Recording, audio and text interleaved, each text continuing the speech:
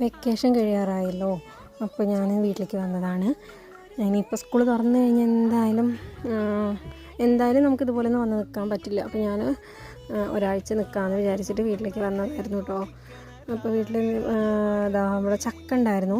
അപ്പോൾ ചക്ക നേരേക്ക് അപ്പോൾ കുഞ്ഞിന് കൊടുത്ത് നോക്കി. അപ്പോൾ അവൾ കഴിക്കുന്നുണ്ട് കേട്ടോ. അവിടെ പിന്നെ എല്ലാം അവൾ ടേസ്റ്റ് ചെയ്യുന്നുണ്ട്. പിന്നെ ഇതാണ് ആളുടെ മെയിൻ കളി.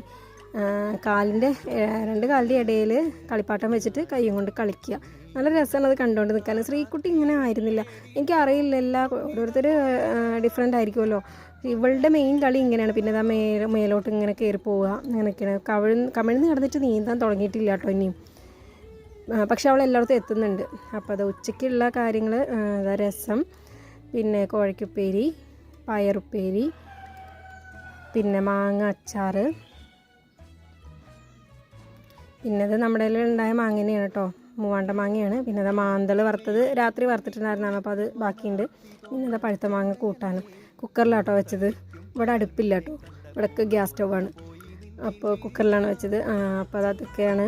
അപ്പോൾ അതാ ചെറിയ ആളിതാ, അവൾക്ക് ഭക്ഷണം കൊടുത്തിട്ടാണ് ഇരുന്നത്. എന്നാലും നമ്മൾ കഴിക്കണാണ്ട് ഇങ്ങനെ വന്ന് നിൽക്കും കേട്ടോ.